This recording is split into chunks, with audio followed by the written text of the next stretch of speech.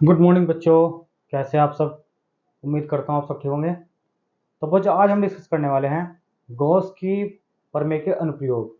आज हम गॉस की प्रमेय के अनुप्रयोग पढ़ेंगे। तो जो इसका पहला अनुप्रयोग है बेटा वो आपका है अनंत लंबाई के एक समान आवेशित सीधे तार के कारण विद्युत अक्ष क्षेत्र की तीव्रता ज्ञात करना। ठीक है, तो इसको पढ़ने से पहले हमें एक हेडिंग पढ़नी पड़ेगी। रेखीय रेखीय आवेश घनत्व। रेखीय आवेश घनत्व। रेखीय आवेश घनत्व। तो इसकी परिभाषा बहुत आसान है बेटा। इसका फॉर्मूला है आपका लैम्डा बराबर क्यों बटे एल। लैम्डा बराबर क्यों बटे एल, ये इसका फॉर्मूला है भाई। परिभाषा क्या होगी बेटे इसकी? प्रति एकांक लंबाई पर आवेश को रेखीय आवेश घनत्व कहते हैं। अगर मैं एल का मान एक मान लूं, तो मेरा क्या हो रहा है? लैम्डा बराबर क्यों, यानी प्रति एकांक लंबाई पर। एकांक का मतलब होता है एक। प्रति एकांक लंबाई पर यानी एक लंबाई पर आवेश को रेखीय आवेश घनत्व तो कहते हैं। इसकी परिभाषा होगी बेटा प्रति एकांक लंबाई पर आवेश को रेखीय आवेश घनत्व कहते हैं। प्रति एकांक लंबाई पर आवेश को रेखीय आवेश घनत्व कहते हैं। प्रति एकांक लंबाई का मतलब है कि लंबाई जो है वो 1 सेंटीमीटर है या फिर 1 मीटर है। प्रति एकांक लंबाई का मतलब है कि लंबाई की मात्रा 1 है भाई। तो प्रति एकांक लंबाई पर आवेश को रेखीय आवेश घनत्व कहते हैं। इसे लैम्डा से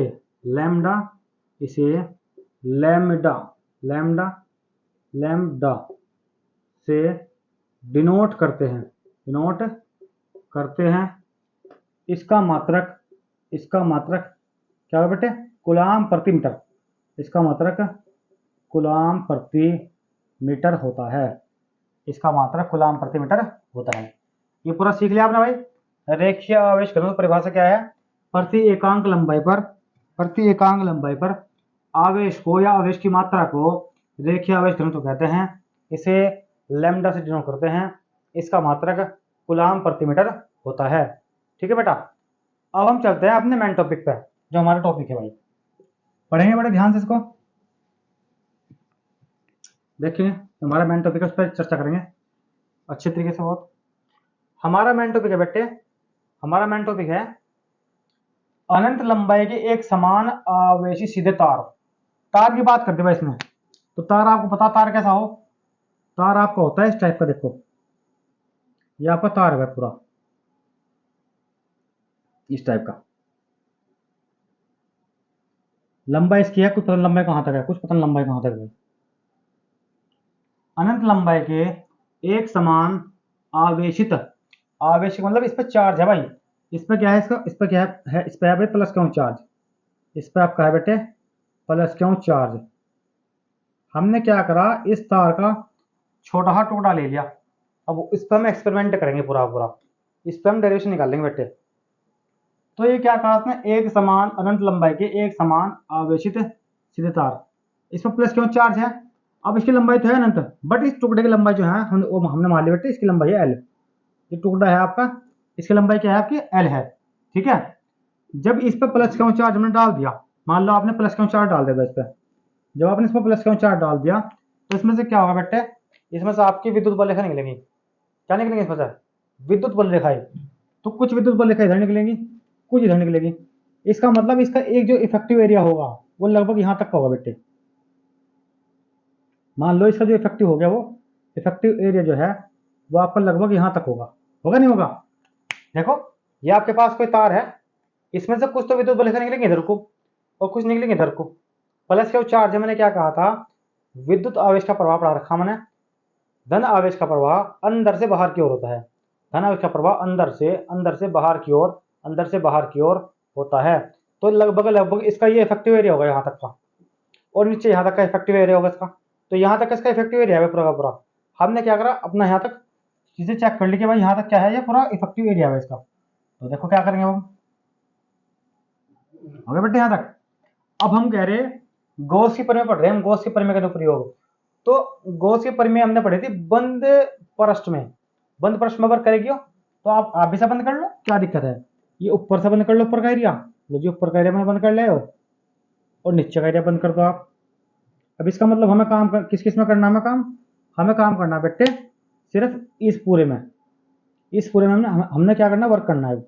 इसको खत्म करो बस, अब हमें वर्क करना है बेटे अब इसमें पूरे में, ठीक है। तो देखो क्या लिखेंगे यहाँ से हम, यहाँ लिखेंगे बेटे माना, माना तार की लंबाई, माना तार की लंबाई बराबर कितनी एल है, तार पर आवेश, तार तार पर आवेश, तार पर आवेश बराबर कितना, क्यों है बेटे, तब तार का रेखीय आवेश घनत्व, रेखीय आवेश आवेश घनत्व घनत्व लैम्डा बराबर क्यों बटे एल, लैम्डा बराबर क्यों बटे एल। इसको मान लो समीकरण नंबर 1। यहाँ तक कोई दिक्कत नहीं भाई। देखो तार की लंबाई क्या है, एल है, तार पे चार्ज कितना है, प्लस क्यों चार्ज है, तब इस तार का रेखीय आवेश घनत्व कितना है आपका, लैम्डा बराबर क्यों बटे एल है, ठीक है। देखो इस तार से भाई, इस तार से क्या करेंगे हम, आर दूरी पर, इस तार से आर दूरी पर यहाँ कोई पी बिंदु है भाई, यहाँ कोई पी बिंदु है, जिसमें हमने क्या किसका मान निकालना, जिसमें निकालना बेटे विद्युत क्षेत्र की तीव्रता का मान।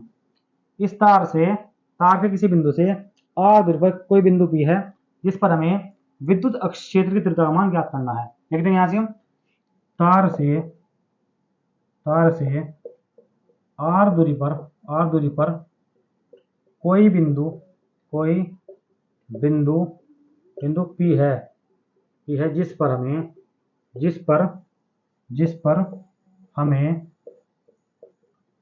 विद्युत क्षेत्र की तीव्रता का मान ज्ञात करना है, विद्युत क्षेत्र की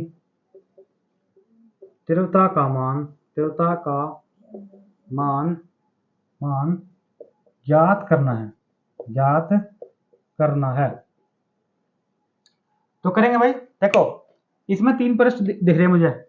एक तरीका तो है कि इसके सारे इकट्ठा ले लो साथ, और एक तरीका यह है कि आप इसको मान लो S1 पृष्ठ, इसको आप क्या मान लोगे, इसे S1 पृष्ठ मान लो आप, इसे आप S2 पृष्ठ मान लो, और इसे आप मान लो S3 पृष्ठ। ये आपका S1 पृष्ठ है, ये आपके पास S2 पृष्ठ है, और ये S3 पृष्ठ है, ठीक है।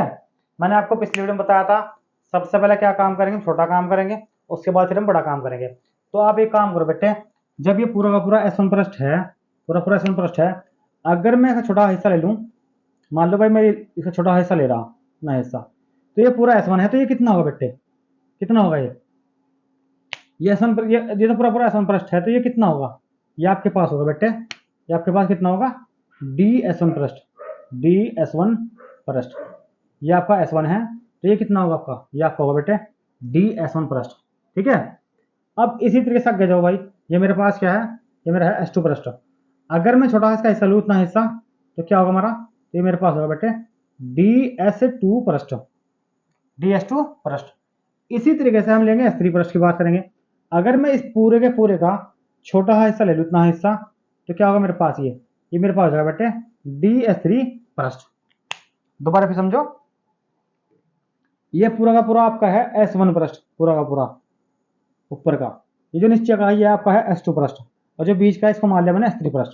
मैंने इसको 3 पृष्ठ में डिवाइड कर लिया। हम एक पृष्ठ को लेंगे, सोल्व करेंगे, फिर तीनों को आपस में ऐड कर देंगे लास्ट में आगे, और हमारा उत्तर आ जाएगा। तो ये मेरे पास पूरा का पूरा S1 पृष्ठ है, मैंने क्या करा, छोटा पार्ट ले लिया, जो कि हमारा हो गया DS1 पृष्ठ, यानी पृष्ठ का अंश, पृष्ठ का अवयव, पृष्ठ का अवयव, पृष्ठ का अंश, पृष्ठ का भाग। कल की वीडियो मैंने आपको बताया था ये बात, क्या लगा देंगे हम, डी लगा देंगे। अगर हम पृष्ठ का छोटा भाग ले रहे तो डी लगाओगे, और अगर हम संपूर्ण पृष्ठ की बात करें तो हम क्या लगाओगे, हम लगाओगे बेटे एप्सिलॉन, ठीक है। ये 2 चीजें याद रखनी है आपको।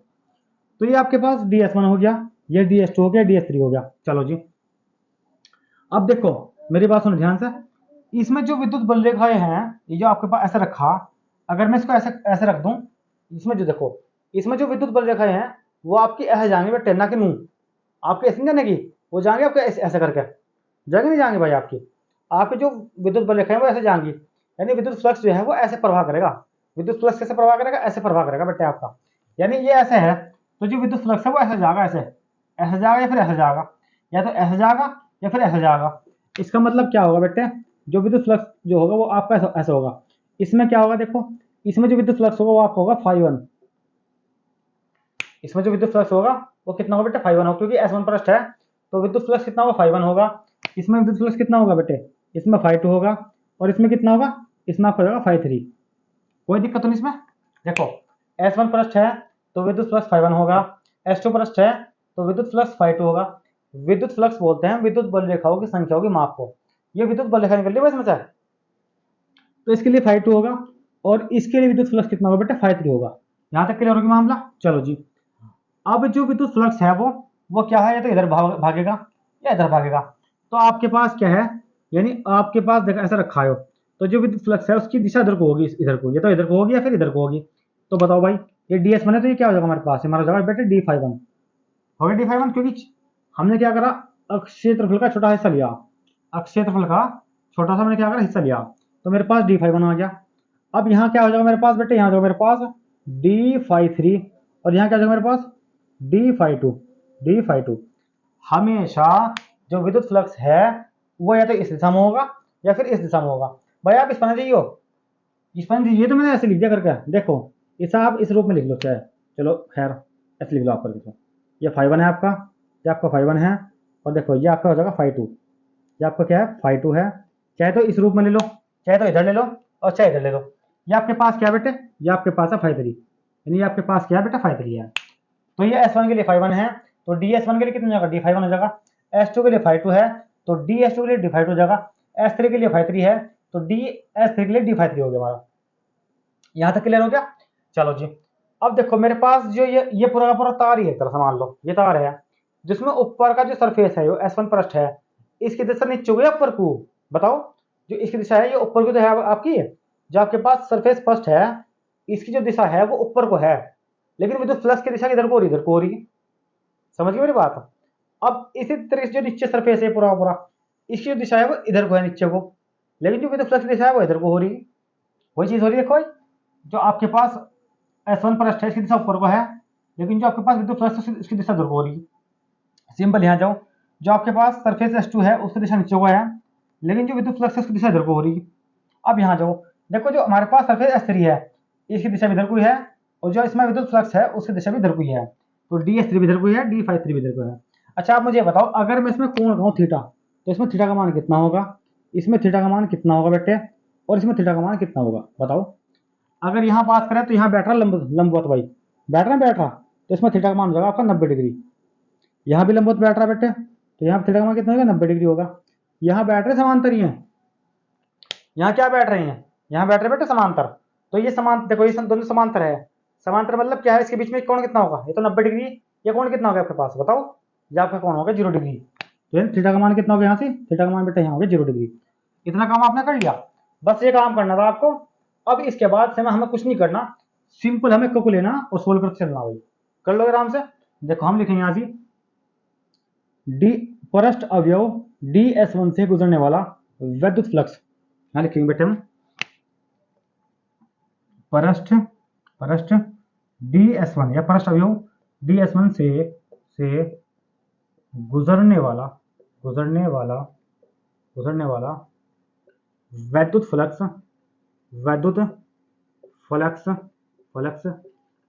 d φ1 बराबर vector E dot ds1, d φ1 बराबर वेक्टर E डॉट ds1। ये आपका फॉर्मूला है भाई। तो इस फॉर्मूले को खोल लेंगे, देखेंगे कैसा काम करेगा ये फॉर्मूला। करेंगे इसको क्या? d φ1 बराबर वेक्टर, एक मेरे पास फॉर्मूला बेटे vector A dot vector B बराबर AB cos थीटा। तो हम ये वाला फॉर्मूला इसमें लगा देंगे। लगाओ जी। हमारे पास है d φ1 बराबर वेक्टर E डॉट ds1 यानी A dot B E ds1 cos theta, E ds1 cos theta. ठीक है, E ds1 cos थीटा। और S1 में जो है ds1 में जो है थीटा का मान कितना है बेटे? आपका है 90 डिग्री। ये तो यहाँ से थीटा का मान जो हमारा है वह है हमारा 90 डिग्री। रखो जी, तो d∅1 is equal to E ds1 cos 90 degree, और जो कोस 90 का मान होता है आपको होता है 0 डिग्री। कितना होता है 0। इसको भाई बायोलॉजी वाले याद कर लेंगे और मैथ्स वालों को पता होगा चीज़। तो हमारा जगह d∅1 बराबर ई ds1 गुना 0, यानी d∅1 बराबर कितना 0, d∅1 बराबर 0। इसका मतलब वो हो गया, यानी आपने क्या करा, देगची में चावल पकड़े थे, उसमें से एक चावल उठाया, चेक करा भाई कच्चा है, तो कच्चा। इसका मतलब यह है कि आपने इसमें चेक करा, इसमें तो वेक्टर फ्लक्स आ ही नहीं रहा। जब इसमें वेक्टर फ्लक्स नहीं है, इसके एक पार्ट में वेक्टर फ्लक्स नहीं है, इसका मतलब पूरे में वेक्टर फ्लक्स नहीं है इसमें, ठीक है नहीं। तो क्या होगा हमारा, हम लिखेंगे यहां से संपूर्ण के लिए, संपूर्ण के लिए, संपूर्ण के लिए, यानी समाकलन d∅1 बराबर 0। इससे करके तो हमारे पास आ गया ∅1 का मान कितना है हमारे पास भाई, हमारे पास बेटे ∅1 का मान आ गया 0। बात क्लियर होगी। इसका मतलब आपका ∅1 का मान कितना आ गया, ∅1 का मान आपका 0 आ गया। चलो जी, और आपके पास इक्वेशन फर्स्ट थी हमारी लैम्डा बराबर क्यों बटे एल, इसको भी याद रखना भाई, लैम्डा बराबर क्यों बटे एल। तो आपने ∅1 का मान निकाल दिया, ठीक है। अब हम निकाल लेंगे ∅2 का मान। देखो ∅1 का मान हम निकाल चुके, अब हम निकाल लेंगे बेटे ∅2 का मान। निकालते हैं, देखो तो अब सिंपल वही करना काम, बिल्कुल सेम टू सेम। क्या लिखोगे आप लिखोगे बेटे, आप लिखोगे ds2 से गुजरने वाला वैद्युत flux d∅2 is equal to vector E dot ds2, vector E dot ds2।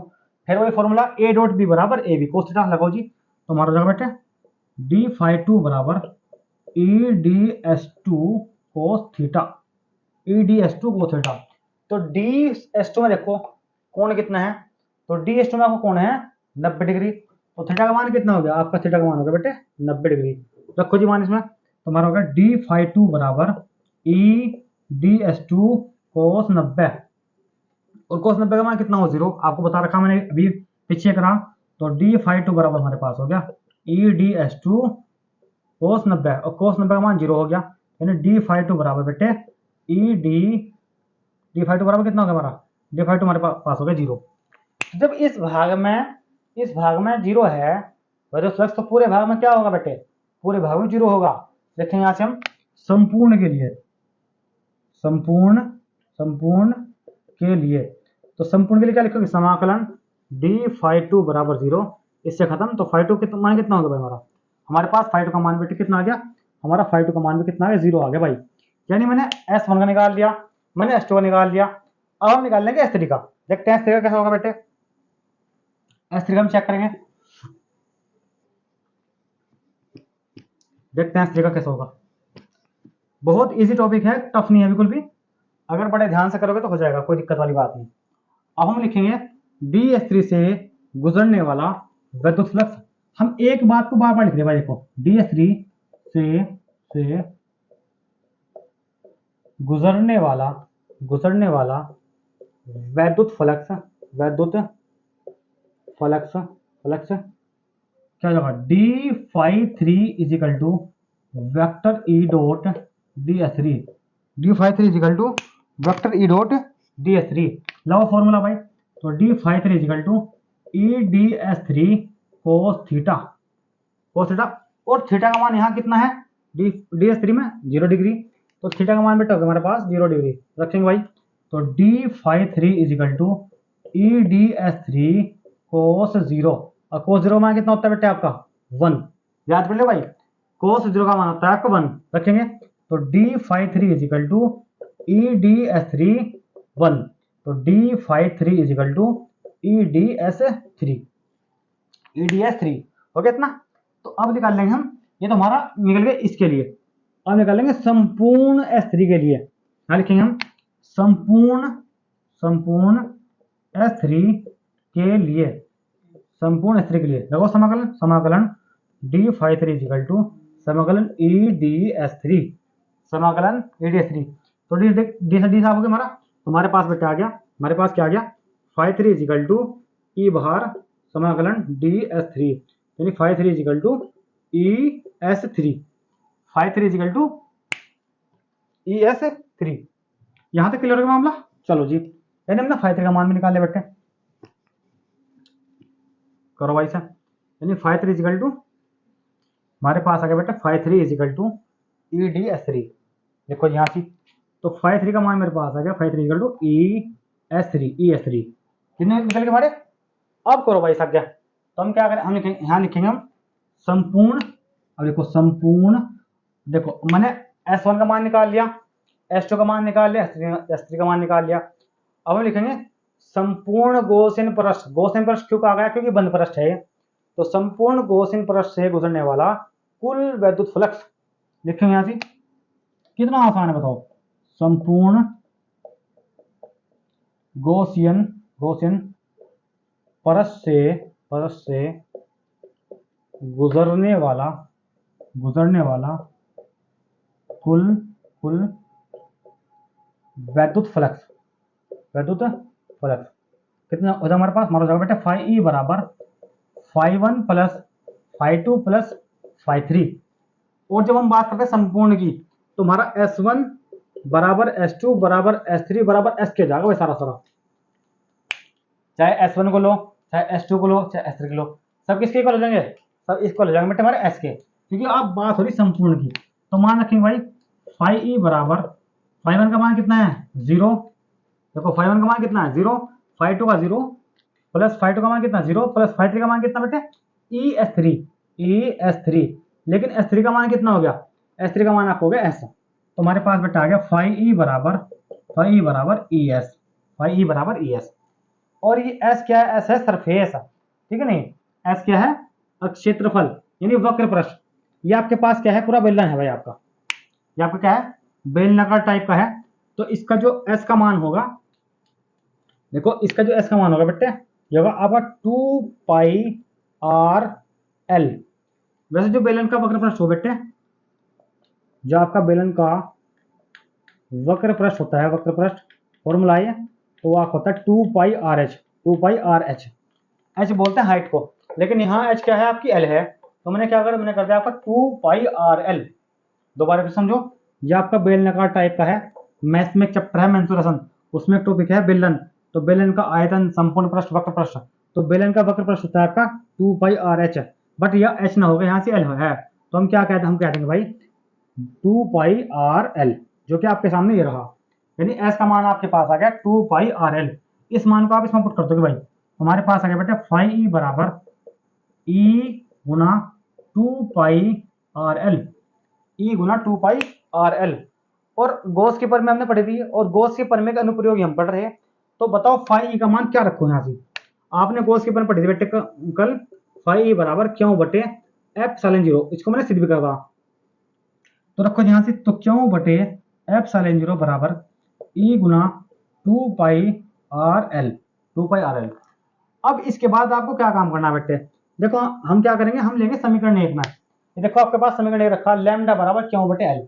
यहाँ से मैं क्या करूँगा, एल का मान ज्ञात करूँगा भाई। देखो इस समय क्या करूँ बेटे, इस समय निकाल लूँगा एल का मान, इसमें से हम एल का मान निकाल लेंगे। देखो हम क्या करेंगे बेटे, हम करेंगे इसको रिप्लेस कर दो भाई, एल यहाँ पहुँचा दो और लैम्डा यहाँ जगह हमारा, तुम्हारा जगह एल बराबर क्यों बटे लैम्डा, तो यहाँ लिखेंगे हम, यहाँ लिखोगे आप समीकरण एक से रखो माई मान समीकरण एक से, तो क्यों बटे एप्सिलॉन जीरो बराबर ई गुना 2 पाई आर एल का मान है आपका क्यों बटे लैम्डा।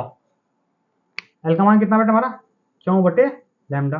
देखो इस क्यों से क्यों कट गया हमारा, कट गया नहीं कट गया हमारा भाई, इस क्यों से क्यों कट गया, यहाँ एक आ गया हमारा। अब देखते हैं इस आगे क्या होगा बेटे, इस आगे देखते हैं क्या होगा इसमें। अब तो बड़ा आसान हो गया,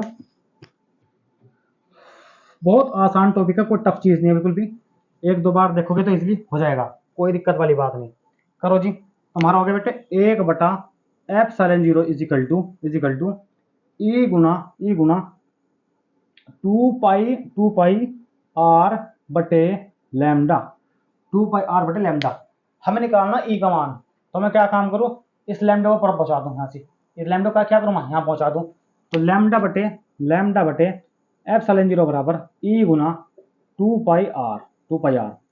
अब जो आपके पास 2 पाई आर है ये भी बटे में भाग जाएगा, तो आपके पास होगा बेटे लैम्डा बटे 2 पाई r एप्सिलॉन 0 बराबर ई यानी ई बराबर इसे करो 1/2 pi epsilon 0 1/2 pi epsilon 0 lambda बटे कितना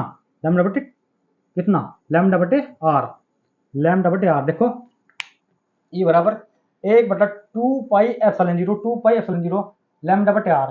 तो मैं इसको इस फॉर्म में लिख लूंगा भाई, तो ये मेरे पास आ गया इसका उत्तर बेटे। इसका उत्तर ये भी आ सके आपका सिद्ध करने के लिए, या फिर आपका आ सकता है ई बराबर 1/, इसमें क्या कर 200 गुना कर दो भाई, 200 गुना यहाँ कर दो, 200 गुना यहाँ कर दो, तो मेरे पास आएगा बेटे 1/4 पाई एप्सिलॉन 0 इस 2 गुना कर दो इसमें, तो 2 लैम्डा बटे आर। दोनों सही है भाई आपका ये भी सही है और आपका ये भी सही है, ठीक है। चाहे तो आप यहीं छोड़ दो उत्तर इसका, तो जी आप चाहे उत्तर यहीं छोड़ दो इसका, ई बराबर 1/2 पाई एप्सिलॉन 0 लैम्डा बटे आर। या फिर अगर आप इस रूप में करना चाहते हो, यहाँ पर 1/4 पाई एप्सिलॉन 0 करना चाहते हो, तो यहाँ 2 गुना यहाँ करोगे, आप 2 गुना ऊपर करोगे, तो 2 दूनी 4 हो गया। अब जो कि 2 गुना करीब है यहाँ से आगे 2, अगर यहाँ आगे 2, तो इस तरीके से हमारा ये जो पहला अनुप्रयोग था वो उसके परिमेय का, ये हमारा पूरा कंप्लीट हो चुका, ठीक है। ये आपका पहला अनुप्रयोग था भाई। दूसरा इसका अनुप्रयोग है समतल चादर वाला, ठीक है, उसको हम अच्छे से कवर करेंगे।